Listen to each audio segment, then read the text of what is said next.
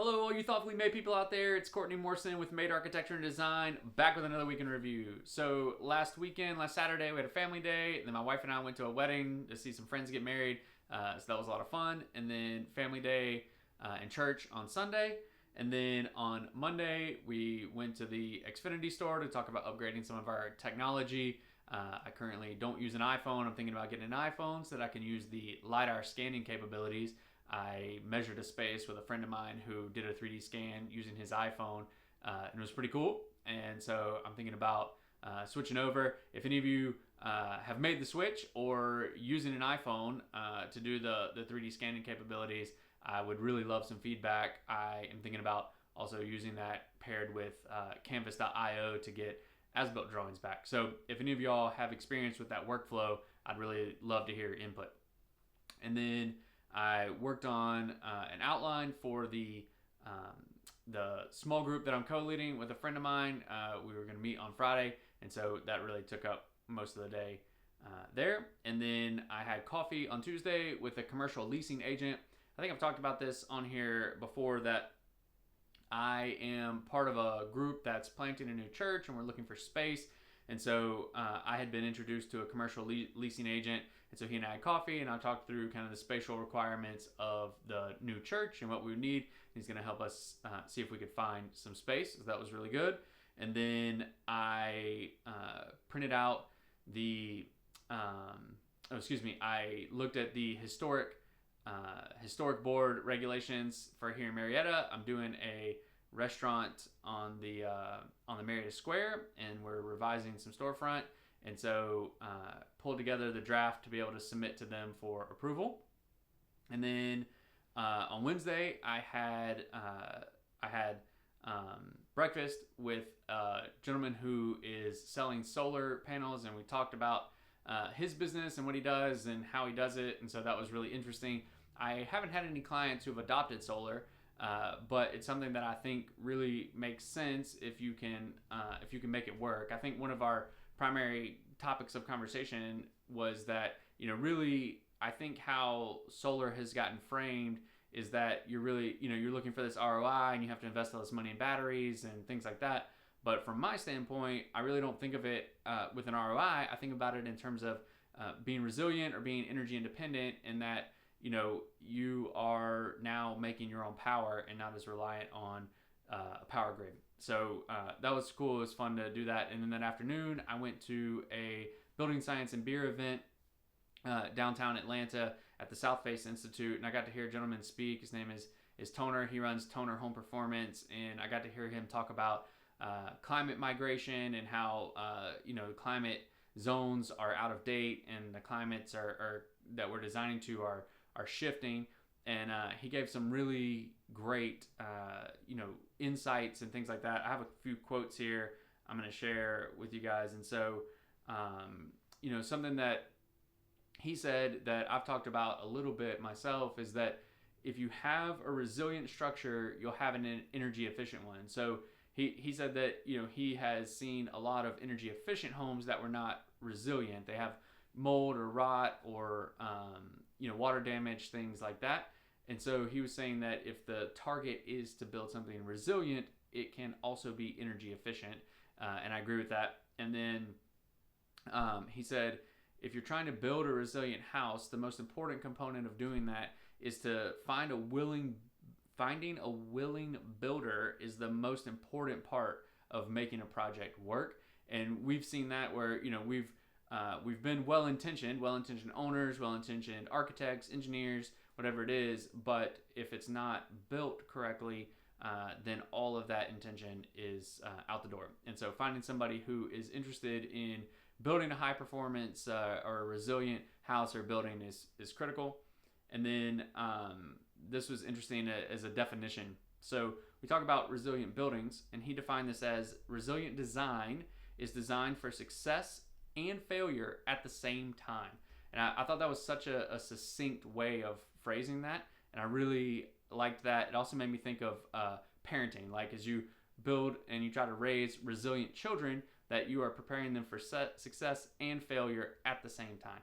And so I really like that. I thought that was a great definition.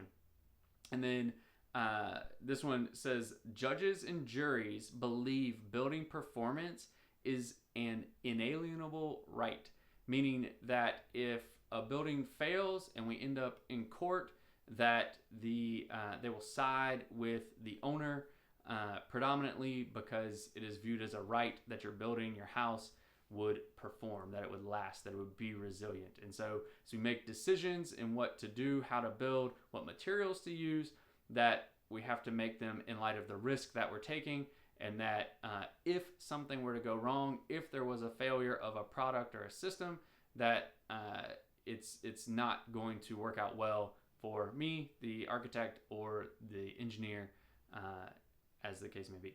So, and then last, code is not a standard, it is a minimum. And if you're only aiming to meet the minimum, then you will not have a resilient building. So really like that I get asked that question sometimes. Does it meet code?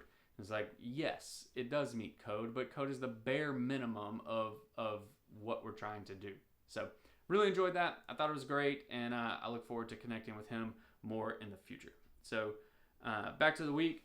So on Thursday, a little bit more prep for the small group, and then I printed out and reviewed the Forest Hills Historic Regulation Bulletin. I have a project that I'm going to start there at the beginning of June, and so I wanted to get up to speed on the regulations in the historic district. I've actually never done a house in the historic district. Thankfully, these regulations are fairly robust, and so I'm really excited to try to blend something that's contemporary but fits in with the historic district for this client. So really excited about that. And then I had a call with an interior designer who's looking to partner with an architect on some projects that she has upcoming. So we had a great call. It was fruitful. We actually worked for the same company at different times. We didn't overlap while we were there, so it's fun to see how that that circle is not that big. So or the degrees of separation are not that far. So that was good.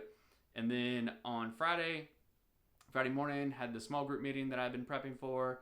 And then I did a little bit of zoning research. I have a client who was talking to me about potentially buying some property here in the city of Marietta. So I did a quick little bit of zoning research for him to see if he could do what he wanted to do there.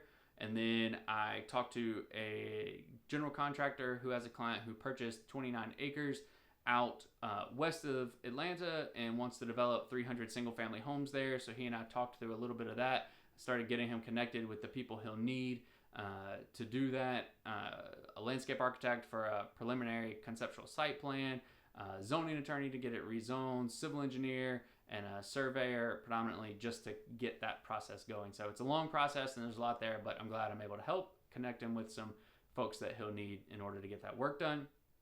And then I went and met a client who I finished their project, or their project was finished maybe a couple months ago. They're all moved back in, and I went and walked through with them and looked at the finished project. And so it was great. It turned out really great. They're very, very happy, and I'm excited about that for them. Really excited how it turned out. But really, probably the thing I want to highlight the most is how pleased they were with their general contractor. So back to the comment earlier about a willing contractor. And so they have a contractor who they worked well with. And so I tell my clients all the time that under no circumstances should you choose a contractor solely based on price.